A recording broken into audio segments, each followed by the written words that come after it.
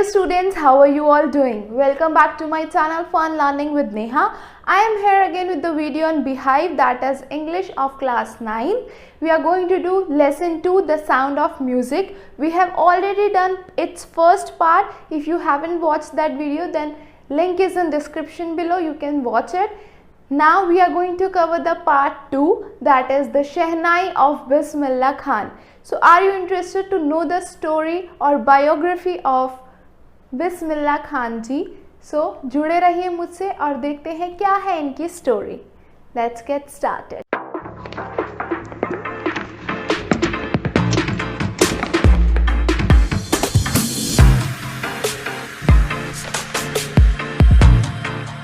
चलिए शुरू करते हैं हमारा part 2, the shehnai of Bismillah Khan.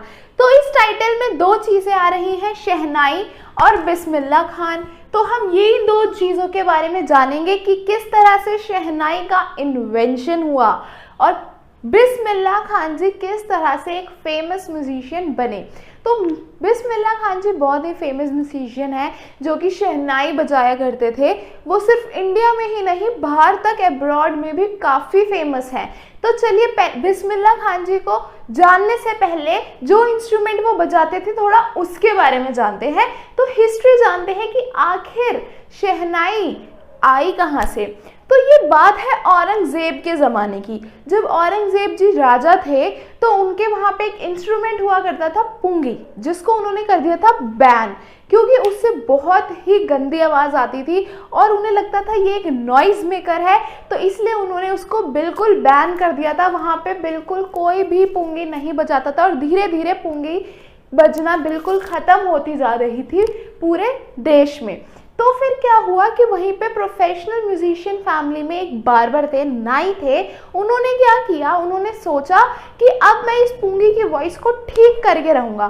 तो उन्होंने क्या किया, एक पोल लिया, 7 होल्स कर दिए और एक एक करके ऐसे कभी कोई होल बंद कभी कुछ और ऐसे साउंड निकालने लगे और वो साउंड बहुत ही मेलोडियस था. तो अब ये साउंड जो था वो राजा के सामने पेश करना तो बनता ही था. तो वो गए राजा के दरबार में और उन्होंने शहनाई को बजाया और बहुत सारे लोग राजा को मिला के हो गए खुश. तो अब बात आती है उसका नाम रखने की. शहनाई तो अभी तक नाम पड़ा नहीं था ना उसका, और पुंगी से बहुत ही बुरी आवाज़ आती थी तो पुंगी उसका नाम रख नहीं सकते थे. तो राजा ने सोचा कि नाम तो चेंज करना पड़ेगा. तो क्योंकि वो शाह चैम्बर में बजाई गई थी और बजाई गई थी एक नाई के द्वारा, तो शाह प्लस नाई बन गया शहनाई. तो इस तरह पड़ा हमारा नाम शहनाई.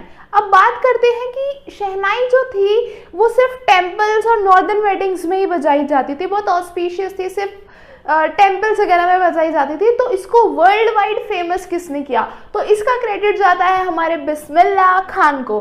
तो बात आती है बिस्मिल्लाह खान जी की, जो कि बॉर्न हुए थे 21 मार्च 1916 में डुमराव, बिहार में.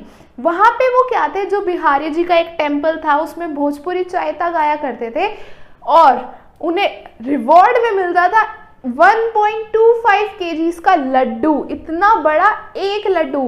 और उसी के मोटिवेट होके वो खूब प्रैक्टिस किया करते थे. अब बात आती है कि ये प्रैक्टिस करना उन्होंने सीखा कहाँ से. तो जब वो सिर्फ 3 साल की उम्र के थे, मात्र 3 years old, तो वो अपनी मदर के साथ गए थे मैटरनल अंकल यानी कि मामा के घर अली बख्श के यहाँ बनारस में, जिसे अब वाराणसी बोला जाता है. और वहाँ पे जाके वो देखते थे कि उनके जो मैटरनल अंकल थे वो शहनाई से परफॉर्मेंस दिया करते थे और वो घंटों बैठकर बस उनको देखते रहते थे और फिर गंगा किनारे जाकर प्रैक्टिस किया करते थे. तो गंगा, जो रिवर गंगा थी, वो उनको बहुत ही इंस्पायर और मोटिवेट करती थी प्रैक्टिस करने के लिए. तो इस तरह से 3 साल की उम्र तक वो प्रैक्टिस करते थे गंगा के साथ और अली बख्श के साथ. 5 साल की उम्र में उन्होंने बिहारी जी टेम्पल में परफॉर्मेंस देना स्टार्ट किया लड्डू के रिवॉर्ड में. और 14 साल की उम्र में वो अपने मामा के साथ गए इलाहाबाद म्यूज़िक कॉन्फ्रेंस में, जहाँ पे उनकी परफॉर्मेंसेस सबको बहुत ज़्यादा अच्छी लगी. और जो उस्ताद फैज़ खान थे उन्होंने उनकी बैक पे पैट करते हुए कहा कि तुम एक दिन बहुत आगे तक जाओगे. तो इसी तरह से वो फिर फेमस होना स्टार्ट हुए. ऑल इंडिया रेडियो लखनऊ में 1938 में उन्होंने अपनी शहनाई की परफॉर्मेंस भी दी। और सिर्फ ये ही नहीं, डायरेक्टर विजय भट्ट, एक फिल्म डायरेक्टर विजय भट्ट ने उनको अपनी मूवी गूंज उठी शहनाई में भी उनका एक बहुत ही चार्ट बस्टर सॉन्ग है दिल का खिलौना है टूट गया, बहुत ही चार्ट बस्टर सॉन्ग था, ये फेमस था, जिनका कंपोजिशन किया था हमारे बिस्मिल्लाह खान जी ने। उसके बाद एक मूवी में और इन्होंने गाया, मूवी ये ज़्यादा नहीं करते थे बट परफॉर्मेंसेस सिर्फ इंडिया में ही नहीं अब्रॉड में भी देते थे। इनकी जो फर्स्ट अब्रॉड परफॉर्मेंस थी वो थी अफ़गानिस्तान में। सबसे पहले ये गए थे अफ़गानिस्तान और अफ़गानिस्तान में जाकर इन्होंने राजा ज़ाहिर के सामने अपनी परफॉर्मेंस दी थी, जिन्होंने इनको जो अवार्ड है अवार्ड में दिया था एक बहुत ही प्रीशियस कारपेट। और सिर्फ ये ही नहीं, इन्होंने बहुत सारी जगहों पे जाके परफॉर्मेंस दी और ये फर्स्ट इंडियन थे जिन्हें लिंकन सेंटर हॉल यूएसए से इनविटेशन आया था। साथ ही साथ world exposition, the Cannes art festival, Osaka trade fair, यहाँ से भी इनको ये गए यहाँ पर। और अगर हम बात करें इनके अवार्ड्स की तो इनको बहुत सारे फेमस अवार्ड्स मिले, नेशनल अवार्ड्स भी मिले, जैसे कि पद्मश्री, पद्म भूषण, पद्म विभूषण, यहाँ तक कि 2001 में इनको भारत रत्न का भी अवार्ड मिला, जिसके लिए इन्होंने स्पीच दी और बोला कि teach your children music because it is the richest culture of India.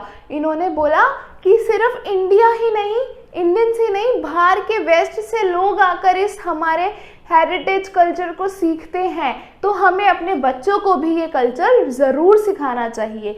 इसी वजह से ये बहुत ही फेमस, एक बहुत ही अच्छा एग्जाम्पल है रिच कल्चरल हेरिटेज इंडिया का, क्योंकि यही हैं जिन्होंने सिखाया कि किस तरह से हमारा जो कल्चर है वो सिर्फ इंडिया में नहीं, इन्होंने बाहर भी फेमस किया। तो और एक बात और जो मिस हो गई ये है वो कि इनको बेस्ट प्लेस लगते थे अपने बनारस और डुमराव। पूरे देश में, पूरे कंट्री में, पूरे वर्ल्ड में घूमने और परफॉर्मेंस देने के बावजूद भी इनको जो बेस्ट प्लेस लगता था वो था बनारस और डुमराव का मट्ठा। तो इसी तरह क्या हुआ, एक बार इनके स्टूडेंट ने, यूएसए के स्टूडेंट ने इनसे कहा कि आप हमारे ऑडिटोरियम में आके परफॉर्मेंस दो, हम वहाँ का एटमॉस्फेयर बिल्कुल बनारस जैसा कर देंगे। तो उन्होंने कहा कि अच्छा ठीक है, आप एटमॉस्फेयर तो बनारस का कर दोगे, पर क्या आप वहाँ पे रिवर गंगा को ला पाओगे, जो कि तो पॉसिबल है ही नहीं। तो यही दर्शाता है कि बिस्मिल्लाह खान को बनारस और डुमराव से बहुत ज़्यादा प्यार था।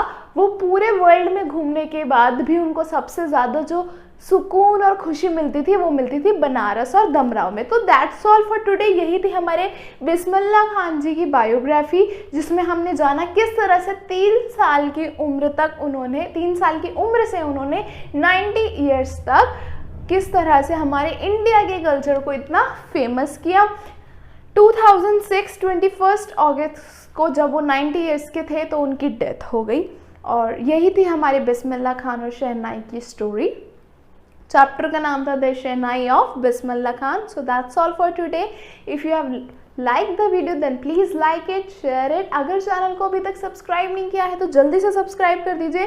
बेल आइकन को प्रेस करना बिल्कुल मत भूलिएगा, वरना आपको आगे आने वाली बिहाइव की वीडियोस और जितनी भी वीडियोस हैं उनका नहीं पता चलेगा। तो इसी तरह मेरे साथ जुड़े रहिए और लाइक शेयर कमेंट करते रहिए। सजेशन ज़रूर दीजिए कमेंट सेक्शन में, सो दैट मैं अपने अंदर चेंजेस ला सकूं। Thank you, bye bye.